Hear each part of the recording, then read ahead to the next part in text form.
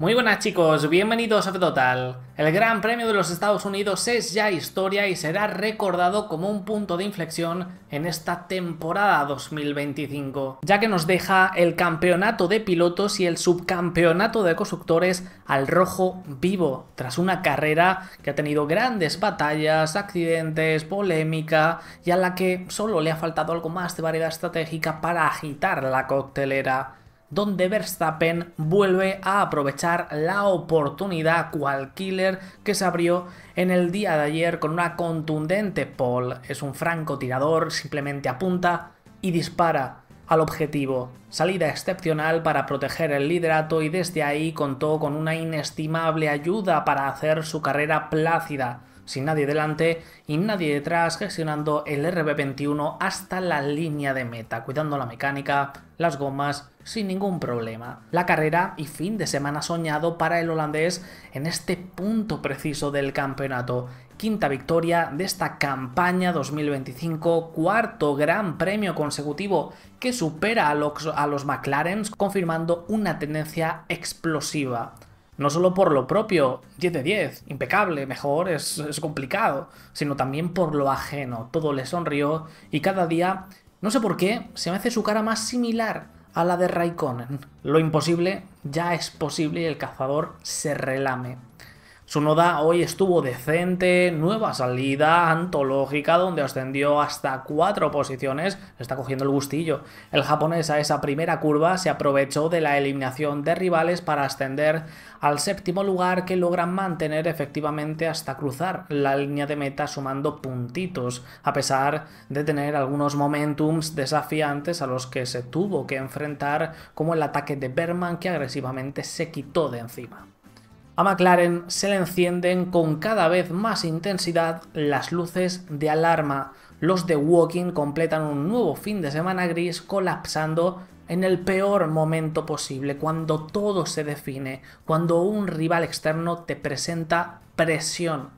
Norris salva los muebles con un segundo puesto sin excesiva brillantez. En la salida, Verstappen no cedió oportunidad y con los blandos Leclerc le robó la cartera, costándole sudor y lágrimas recuperar la posición contra el Ferrari por una defensa, por un lado, de auténtico maestro del monegasco al límite, agresiva pero justa, y un Lando timorato en el cuerpo a cuerpo, teledirigido cada movimiento, con el mundial en la cabeza. A pesar de una ventaja manifiesta de neumáticos, tardó más de 20 vueltas en el primer stint para sobrepasarlo, con bandera blanca y negra incluida por exceder los límites de pista en repetidas ocasiones, que estuvo a punto de terminar en una sanción.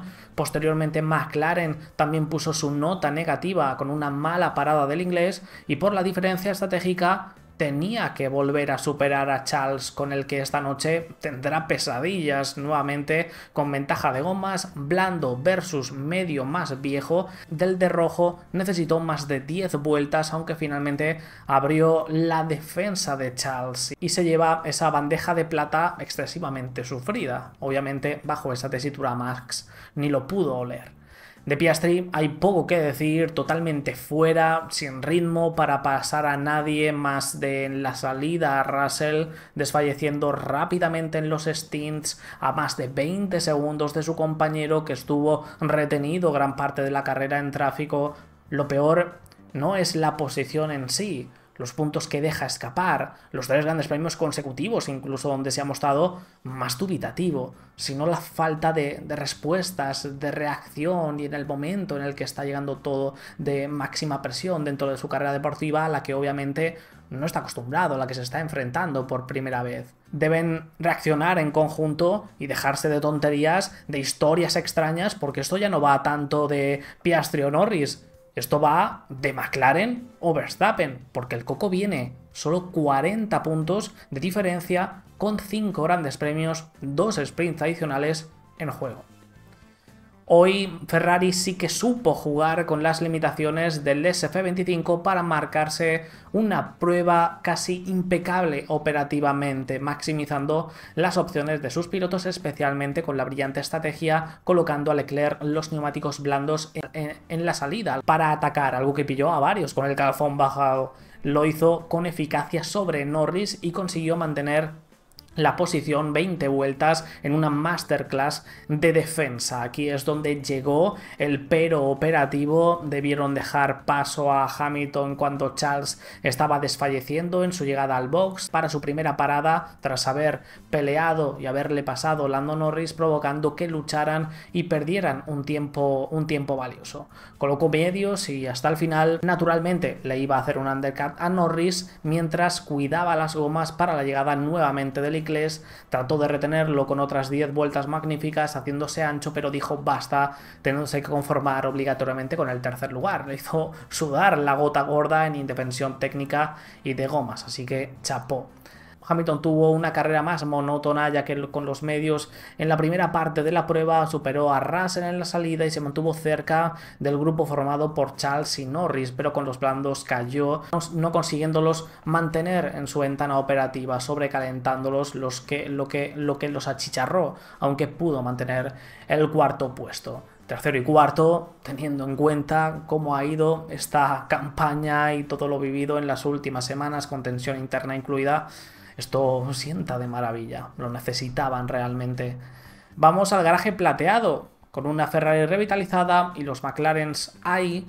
Se quedó rezagada, no tuvo ritmo para poder pelear contra ellos, solo valía mantener la posición en pista, y Russell en la salida se vio superado por Lewis y Oscar, perdiendo esa potencial baza. Se colocaba sexto y ya no pudo recuperarse, no había rendimiento para acercarse y menos para atacar al piloto de papaya, algo esperable en una carrera donde el calor y la gestión iban a ser decisivas. Antonelli mantuvo posición en la salida, pero Sainz se lo llevó puesto, condicionando su carrera con un coche dañado, y desde el último lugar solo pudo recuperarse hasta el 13º. El Hülkenberg pre-Gran Bretaña ha vuelto este fin de semana a su mejor cara, su mejor versión. Qué carrera más sólida, haciendo valer su experiencia. Mantuvo posición en la salida, recuperó 2 puestos con la autoeliminación de Antonelli. Sainz superó a Berman tras su trompo y lo mantuvo a raya el resto de la carrera, gestionando como solo él sabe. Se acercó al Red Bull de Tsunoda en las últimas vueltas, pero sin la contundencia necesaria para llegar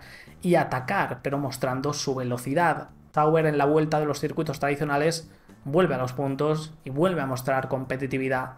Bortoleto completa un fin de semana para olvidar, donde nunca encontró su lugar en los últimos lugares. Albon lo tocó en las primeras curvas, lo que provocó daños en su C45. Su ritmo era de base pobre y Sauber se precipitó en su estrategia, obligándole a ir a 2 paradas, el único de toda la parrilla, lo que le terminó de hundir definitivamente.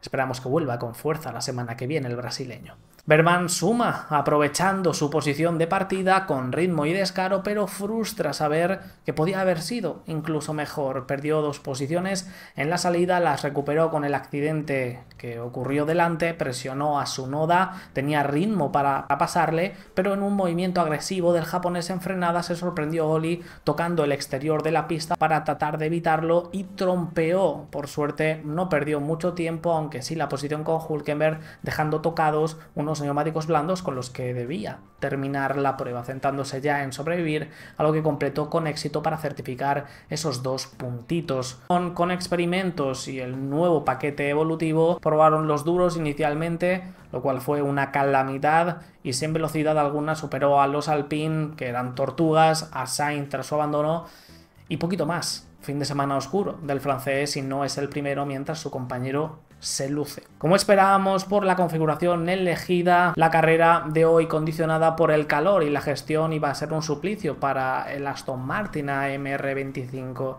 ya que freía los Pirelli. Alonso aguantó en el 10º lugar a Lawson y rasca un punto, pero gracias al lío entre Antonelli y Sainz, si no, los puntos estaban fuera de alcance hoy en el largo plazo. Pero bueno, maximiza oportunidades en un circuito desfavorable, así que ni tan mal. Stroll 12º con una gran recuperación de 7 puestos gracias a la estrategia alternativa que hizo funcionar bastante bien el canadiense, de partir con los blandos y terminar con la mejor goma en Austin, el medio en buena forma. Tras la alegría de ayer y el potencial al que aspiraban hoy, Williams termina en una pesadilla para el bello FW47. Albon ya vio condicionado su resultado por la clasificación de ayer, pero lo terminó de reventar tras tocarse con Bortoleto en una acción alocada y trompear. Sainz había completado un inicio fabuloso y no solo no se descolgó del grupo cabecero, sino que presionaba a Antonelli y presionaba a los Mercedes, oliendo sangre, intentó meterse por un hueco que no existía, dañando el FW47 y haciendo trompear a Kimi, culpa del español que fue extremadamente optimista, sin duda, y recibirá posiciones de sanción para el Gran Premio de México. Una lástima porque tras el podio de ayer en la sprint su inicio apuntaba a maneras. Racing Bulls, tras el accidente de ayer, Hadjar intentó algo diferente, partiendo con los duros, pero no funcionó, era una goma extremadamente dura. Pero es que además la base de un fin de semana sin brillantez por parte de Racing Bulls es que el VK02 no tuvo ritmo, y esto va también con Lawson, que se pasó gran parte de la carrera tratando de superar a Alonso sin velocidad suficiente para hacerlo, así que lo controló, cual perro viejo el español. Pero es que además señalar a Racing Bulls que no le dio alternativas estratégicas al neozelandés con las que desembarazarse de Fernando, entrando en la misma vuelta a hacer su única parada, lo cual no tiene ningún tipo de lógica contra alguien que estás tratando de superar, no dándole llaves para abrir esa puerta. Aún así, como hemos comentado con Fernando, estaban en ritmo un escalón por debajo de los puntos reales este domingo. Por suerte se habilitaron oportunidades con los líos delanteros que en el caso del neozelandés y el hermano menor de Red Bull no pudieron aprovechar. Y terminamos con Alpine. Ya tenía preparada la broma del tractor azul, porque para sorpresa de nadie cayeron cual yunque hasta los últimos lugares, pero ha ocurrido una polémica que tenemos que citar y que mañana analizaremos detenidamente, porque tiene su miga.